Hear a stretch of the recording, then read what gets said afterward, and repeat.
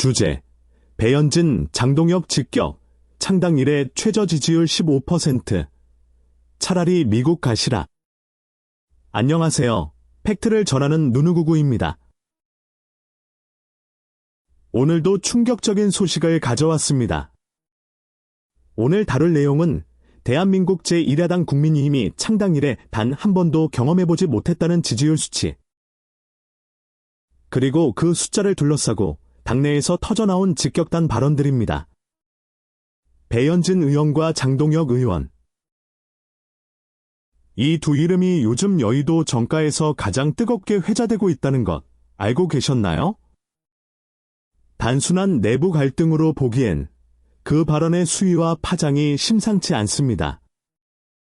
오늘 이 영상 끝까지 보시면 지금 국민의힘 내부에서 무슨 일이 벌어지고 있는지, 그리고 이것이 한국 정치 전체에 어떤 의미를 갖는지 명확하게 파악하실 수 있을 겁니다. 자, 바로 본론으로 들어가겠습니다. 차라리 미국 가시라. 이 말, 국민의힘 소속 현역 의원이 자기 당 지도부를 향해 공개적으로 내뱉은 발언입니다. 주인공은 배현진 의원. 삼선 의원이자 전 MBC 아나운서 출신으로 당내에서도 발언 수위로 주목받아온 인물입니다. 배 의원은 최근 언론 인터뷰와 당내 회의 자리에서 현재 지도부의 대응 방식과 미국 출장 논란을 정면으로 겨냥하며 이런 위기 상황에서 당 지도부가 할 일이 미국 방문이냐 는 취지의 강도 높은 비판을 쏟아낸 것으로 알려졌습니다. 그리고 장동혁 의원. 국민의힘 최고위원을 지낸 인물로 당의 쇄신을 촉구하는 목소리의 중심에 서 있는 것으로 전해집니다. 장 의원은 지금 이 지지율은 당이 국민에게 완전히 버림받고 있다는 신호라는 취지의 발언을 한 것으로 알려졌으며, 창당 이래 최저 수준으로 알려진 15% 안팎의 지지율을 언급하며 지도부 총사퇴에 준하는 책임론을 제기했다는 것이 정치권의 중론입니다. 15%. 이게 과연 우연일까요? 한때 대선을 승리로 이끌고 지방선거에서도 압승했던 그 국민의힘이 지금 이 숫자 앞에 서 있습니다. 이 사태를 제대로 이해하려면 국민의힘이라는 정당의 역사와 맥락부터 짚어봐야 합니다. 국민의힘은 2020년 9월 미래통합당을 전신으로 출범한 정당입니다. 이후 2022년 대선에서 윤석열 후보를 내세워 정권 교체에 성공했고, 같은 해 지방선거에서도 압도적인 승리를 거두며 창당 이후 최전성기를 구가했습니다. 당시 지지율은 40%대를 오르내리며 명실상부 한국 보수 정치의 핵심 축으로 자리 잡은 것으로 평가받았습니다. 그러나 이후 상황은 급격하게 달라졌습니다.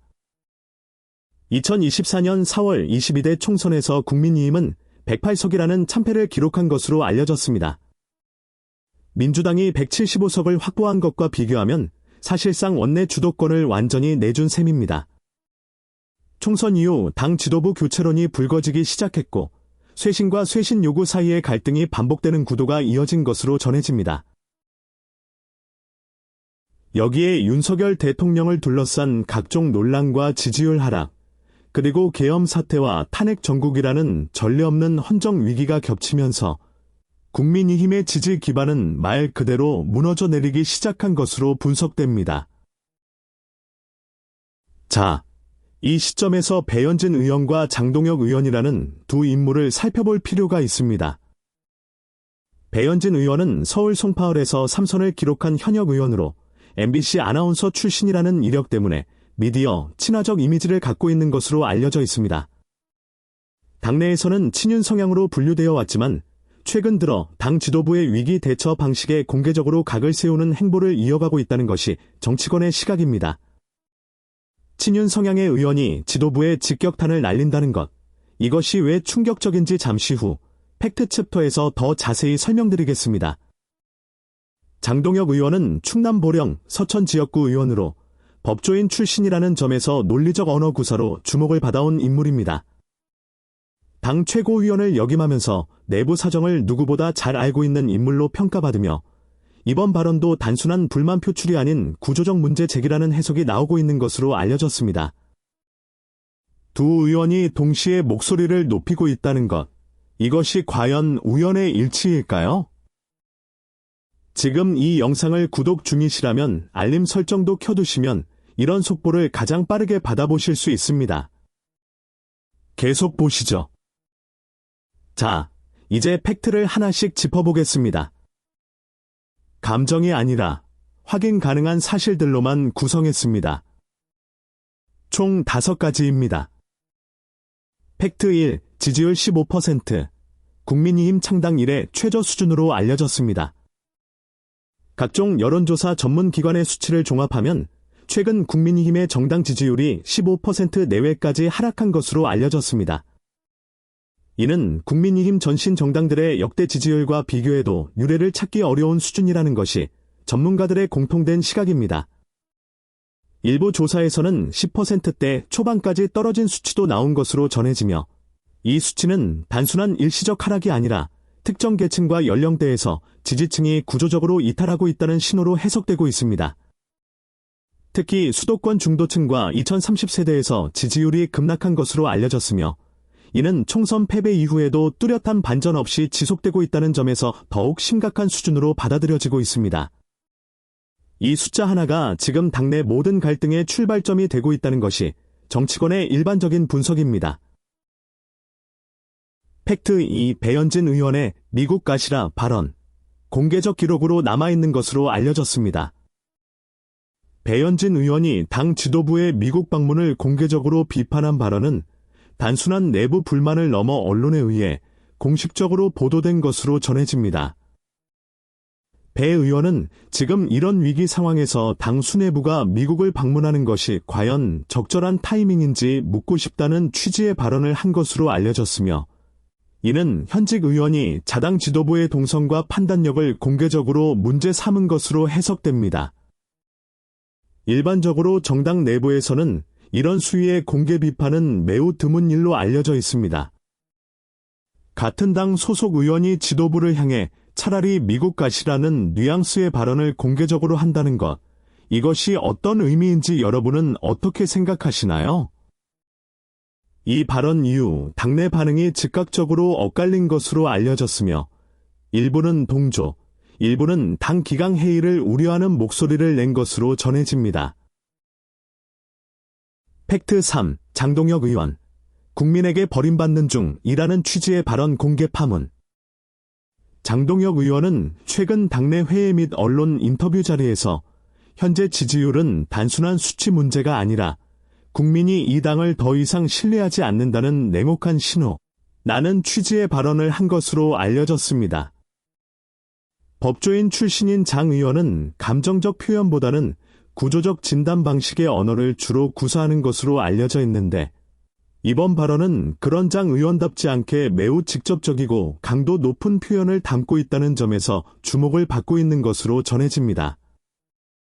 또한 장 의원은 지도부의 쇄신 속도가 너무 느리며 당이 국민과의 접점을 잃어가고 있다는 취지의 발언도 이어간 것으로 알려졌습니다.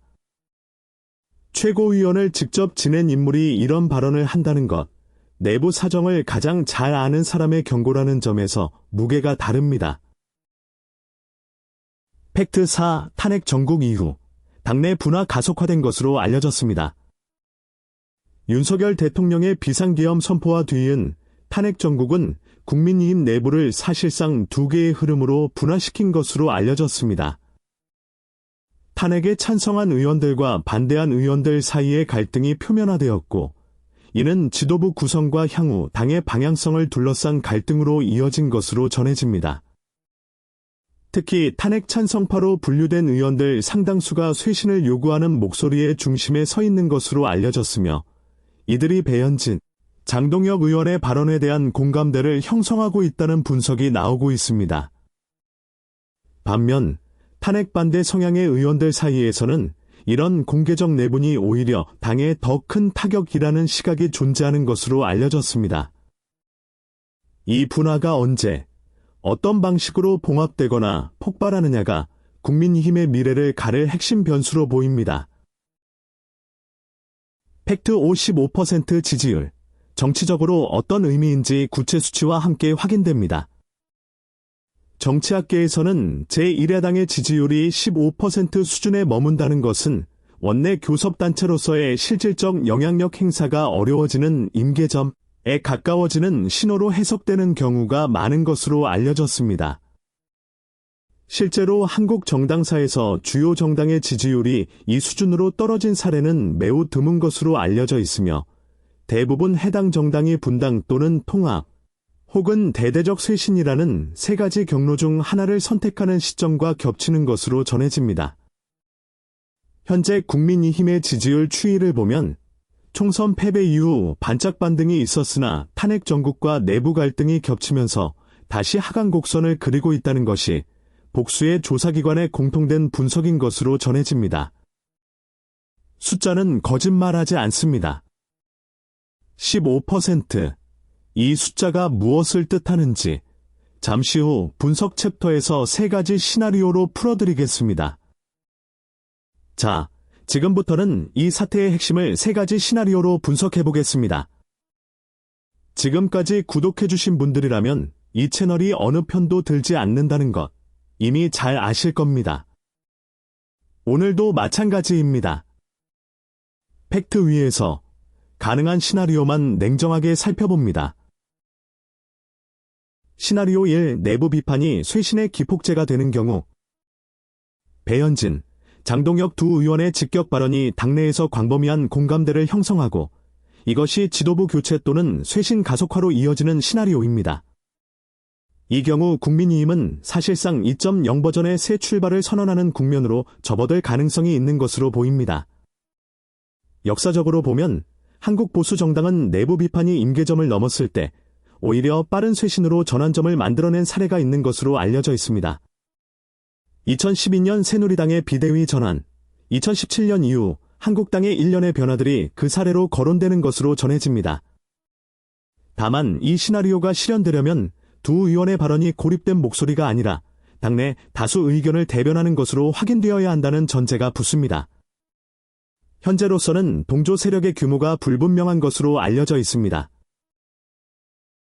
시나리오 2. 공개 분열로 이어져 당이 더 큰 타격을 입는 경우 이 시나리오는 내부 비판이 쇄신으로 수렴되지 못하고 오히려 개파 간 전면전으로 비화하는 경우입니다. 이미 탄핵 정국을 거치며 친윤과 비친윤, 탄핵 찬반 세력 간의 균열이 깊어진 상태에서 두 의원의 발언이 이 균열에 기름을 붓는 역할을 하게 된다면 국민의힘은 지지율 회복은커녕 추가 하락이라는 최악의 상황을 맞이할 수 있다는 분석이 나오고 있습니다. 유권자 입장에서 집권 경험이 있는 제1야당이 내분으로 소모전을 벌이는 모습은 매우 부정적으로 인식될 가능성이 높습니다. 이 경우 여권의 반사이익이 발생할 수 있다는 분석도 존재하는 것으로 알려졌습니다. 시나리오 3. 발언이 희석되고 현 체제가 유지되는 경우 세 번째 시나리오는 두 의원의 발언이 단기 파문으로 끝나고 결국 현 지도부 체제가 큰 변화 없이 유지되는 경우입니다. 한국 정당 정치에서 이런 패턴은 적지 않게 반복되어 온 것으로 알려져 있습니다. 발언이 언론을 통해 증폭되고 여론이 들끓다가도 당내 역학관계의 복잡성 때문에 실질적 변화로 이어지지 않는 경우가 많다는 것이 정치학 전문가들의 일반적 분석입니다. 이 경우 배현진, 장동혁 두 의원은 당내 소수 비판 세력으로 자리매김하게 될 가능성이 있으며 지지율은 당분간 박수권을 형성할 가능성도 있는 것으로 보입니다. 세 가지 시나리오 모두 지금 이 순간 가능성을 배제할 수 없습니다. 어느 방향이 현실화될지는 앞으로 수주 안의 판가름 날 가능성이 큰 것으로 보입니다. 그렇다면 이 사태에 대한 각계의 반응은 어떨까요? 지금 구독하지 않으신 분들도 이 채널 팔로우해 두시면 이어지는 후속 보도를 놓치지 않으실 수 있습니다. 우선 여론의 반응입니다. 각종 온라인 커뮤니티에서는 배현진, 장동혁 두 의원의 발언에 대해 엇갈린 반응이 나오고 있는 것으로 알려졌습니다. 보수 성향 커뮤니티 일부에서는 이제야 바른 말 하는 사람이 나왔다는 취지의 반응과 함께 두 의원에 대한 지지 의견이 나오고 있는 것으로 전해집니다. 반면 내부 총질은 결국 야당 전체의 마이너스라는 우려 섞인 시각도 동시에 존재하는 것으로 알려졌습니다. 중도 성향 커뮤니티에서는 15%라는 숫자 자체가 이미 심각한 경고라는 반응이 많은 것으로 전해집니다. 지지율이 이 지경이 된 책임을 서로에게 미루는 모습이 더 실망스럽다는 취지의 댓글들도 적지 않게 확인되는 것으로 알려졌습니다. 전문가 반응도 주목됩니다.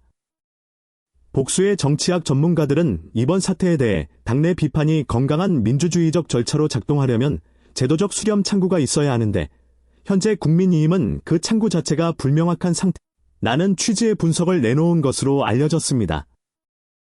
또한 두 의원의 발언 배경에는 단순한 개인적 불만이 아니라 당 내부의 구조적 갈등이 반영되어 있을 가능성이 높다는 시각도 제기되고 있는 것으로 전해집니다. 여러분은 이 반응들 중 어느 쪽에 더 공감하시나요? 아래 댓글로 의견 남겨주세요. 모든 댓글 직접 읽고 있습니다. 마지막으로 앞으로 어떻게 전개될지 단기, 중기, 장기로 나눠 살펴보겠습니다. 단기 전망, 향후 2에서 4주. 배현진, 장동혁 의원의 발언에 대한 지도부의 공식 대응이 나올 가능성이 높은 것으로 보입니다. 지도부가 이를 어떤 방식으로 수용하거나 반박하느냐에 따라 당내 분위기가 단기적으로 결정될 가능성이 있습니다. 만약 지도부가 강경 대응에 나선다면 두 의원의 추가 발언과 이에 동조하는 목소리가 이어질 가능성도 배제할 수 없는 것으로 알려졌습니다. 중기 전망, 3개에서 6개월. 국민의힘의 지지율이 20% 이상으로 반등하느냐, 아니면 추가 하락하느냐가 가장 중요한 변수가 될 것으로 보입니다. 중기적으로는 당대표 선출 일정과 차기 선거 구도가 당내 역학관계를 재편하는 핵심 계기가 될 가능성이 높습니다. 이 시기에 두 의원이 어떤 정치적 포지션을 취하느냐도 중요한 관전 포인트가 될 것으로 전해집니다. 장기 전망, 6개월 이후. 장기적으로는 국민의힘이 분당, 합당, 완전한 쇄신이라는 세 갈래 길 중 어느 방향으로 나아가느냐가 한국 보수 정치 전체의 지형을 결정할 것으로 분석됩니다. 역사적으로 한국 정당이 15% 안팎의 지지율에서 재건에 성공한 사례도 있지만 그 과정은 결코 쉽지 않았다는 것이 전문가들의 공통된 시각입니다. 오늘 내용을 정리해드리겠습니다. 배현진, 장동혁 의원의 직격 발언, 창당 이래 최저 수준으로 알려진 15% 지지율, 그리고 이를 둘러싼 당내 갈등과 3가지 시나리오까지 살펴봤습니다. 이것이 단순한 정치 드라마인지, 아니면 한국 보수 정치의 구조적 전환점인지는 앞으로 수주 안에 판가름 날 것으로 보입니다. 여러분의 생각은 어떠신가요? 댓글로 의견 남겨주세요. 구독과 좋아요는 큰 힘이 됩니다. 팩트로 세상을 보는 누누구구였습니다. 총 글자 수 확인. 본 스크립트는 약 7,000자 내외로 작성되었습니다.